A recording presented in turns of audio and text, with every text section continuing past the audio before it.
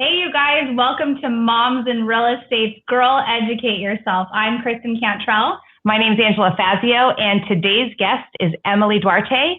Her topic is going to be about investing in real estate. Awesome. So, Emily, can you get us started?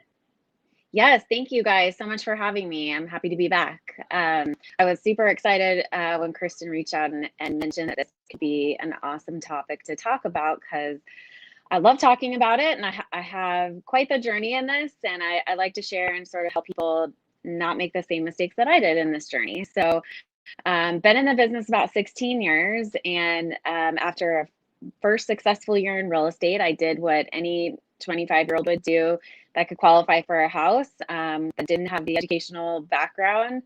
I went and bought the most expensive house that I could afford. Not thinking about it as an investment, just thinking I wanted to buy a house and, what can I buy? Had another great year the following year and ended up going and buying another house that was double the price of the original one. And in my mind, I thought I'd made it. I was able to buy this beautiful house. I was so thrilled with myself. And then the market crashed and I had two houses that were underwater. And I couldn't afford either one of them. I had tenants in one. I was short on rent on that every month from what that tenant was paying, and ended up having to do a short sell on that home. And it put me in a space, I almost lost everything. And it put me in a space where I was terrified to invest in real estate after that. The market was the lowest that it had ever been. There were so many opportunities. I helped hundreds of investors buy amazing deals and build their own personal rental portfolio. And I just had this overwhelming sense of fear because of what I had been through.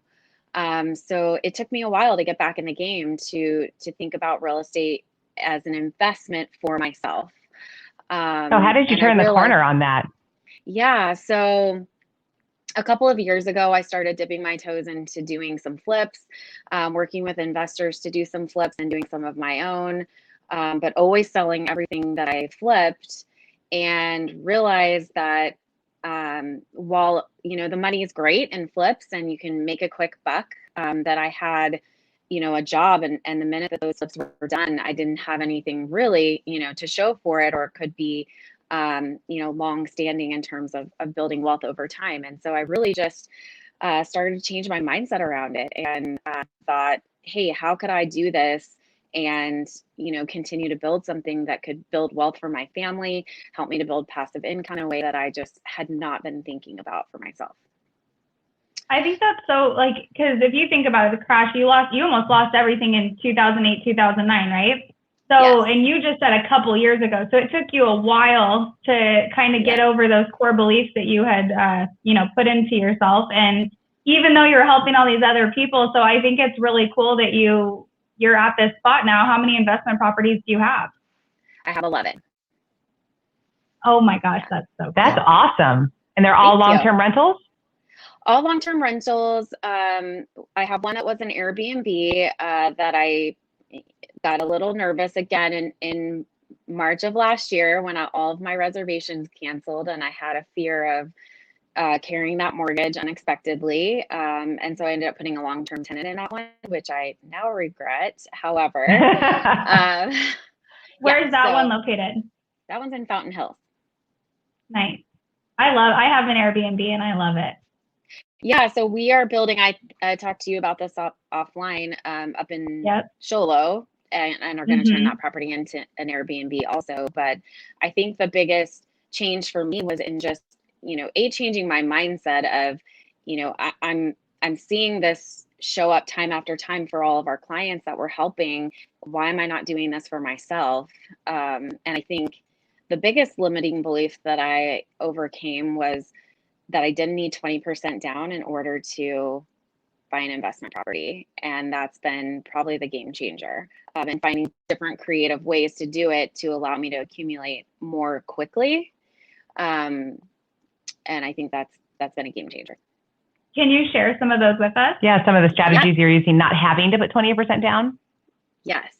So I we had a couple listings. So I started to educate myself about different investing strategies and different creative financing. And I came across, a lot of information about like a seller carry, creative financing with seller, wrap mortgages. And I realized that there were at that time still some sellers who were tight on their on what they owed and weren't in a position to drop the price. But really needed to sell their home. And so we were able to provide some creative strategies with some of our own personal clients where the first couple properties that I bought were my own listings, listings that maybe hadn't sold or weren't going to sell at a price that would work for the seller. But I was able to negotiate direct with them, take over their mortgages and get into those properties at a very low price, well under 10% down. In fact, in none of the properties that I've acquired, I haven't put 20% down on any of them. So is that because maybe they had less than, for example, if I'm understanding correctly, maybe they had less than 10% equity. So for them to get 10% out of it, they were thrilled. And then you were thrilled because you got into it for 10%. Is that kind of how it went? Yes. Yeah. So the example, the first one, I had a client that was building a new home and thought the market at that point, this was 2016, 17, was stronger than it was, waited too long to put her home on the market. And so she was in a position once we put the home on the market, when we got an offer, it was going to mean her bringing about $7,000 to closing after all costs.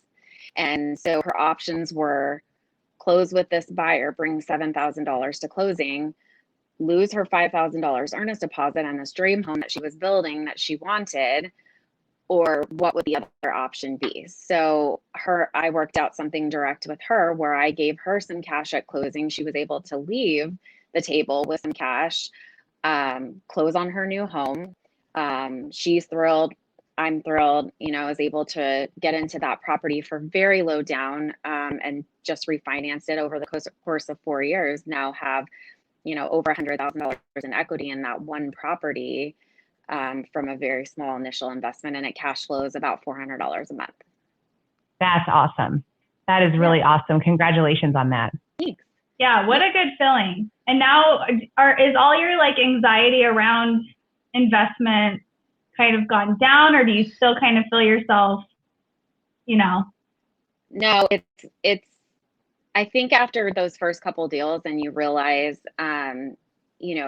like being in our industry, being able to create these solutions for people that didn't have them before, that is just such a great feeling. And I know, in my knowledge, I think that in 2008, I was, 27, newer to real estate, newer to, financial education. And I just didn't know what I didn't know. And now I think I'm coming from a point of expertise. If I look at a property and I know conservatively what it will rent for, and I know what my costs are, I have zero concerns about that at all. I certainly have reserves, and I certainly protect, myself in that way to make sure that if there is a vacancy unexpectedly or a repair that's not expected, that I can plan for that. But those other fears are gone. That's awesome. Do you manage your own properties, or do you put that in the hands of someone else? So I manage my own currently now. I did own a property management company that I sold about a year ago. And so I'm managing my own currently, which depending on the day you ask me, I'm loving a given day. I hear you. So, that's for sure. Luckily, at 11, that's a lot. Yeah. So somewhere mid construction and, one getting construction. So it's a lot, but it also is manageable at this point. Today. I probably meet with at least one realtor a week that is looking to do Airbnb and helping them like get their Airbnb set up, and they're always back and forth. Do I manage myself or do I hire a management company? I probably spend 5 to 10 minutes a week on my Airbnb at this point. It took me like probably a little while to get there, but it's so easy at this point that I could imagine having like, you know, a good handful of them. But I mean, it's kind of crazy being a property manager. Yeah. Luckily, No, right now, all of mine are long-term. Yeah. And I set the criteria at the beginning that I was only going to invest in homes that were, you know, less than 20 years old, you know, that had been kept up, that were in areas that I felt like would grow over time. And so my tenants have actually been great. I've never had to evict anybody. You know, even through all of this COVID, you know, certainly it's a fear. You know, there's a lot of people hurting right now, and there's a lot of people who can't pay their rent. And it was a fear as a landlord, you know, what happens if that is the case here? And luckily, you know, we came out pretty unscathed in that. Well, so yeah, if you're going to give one piece of advice to somebody who's out there listening going, all right, I want to do it. I too am afraid. What do you think is the most conservative first step, or maybe first property, or maybe a mentality they should have, anything like that? If I had to go back and do it all over again, I would have bought my own properties with that investment mindset in mind. What would happen if I moved out of my first home, and instead of selling it and taking that equity, turning it into a rental and buying a new home to move into, and doing that a few times? It's the fastest way to get into a property with low money down. If the idea of a seller carry or a wrap or some of these more complicated financing terms, you know, are intimidating, it's the easiest way to get into another property with very low money down. And then particularly for us in real estate, we have, you know, the ability to catch some of these deals, you know, even as they're hitting the market, and we have such an opportunity. That's 100% would be my first recommendation, is what would it look like to turn your own home into a rental and for you to buy your next property, and with that investment mindset in mind.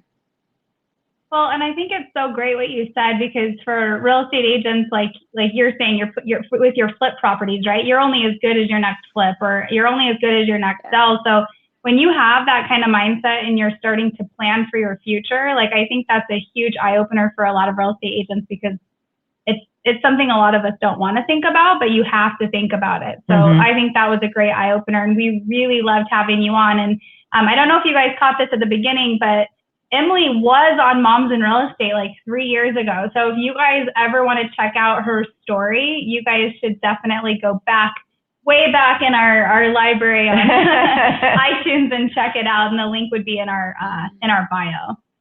So thank you again, Emily, for your knowledge and for sharing that with our audience today. We really appreciate your time. Yeah, Thank you so much for having me. Nice to see you guys. Awesome. Nice to see you too. Stay on real quick.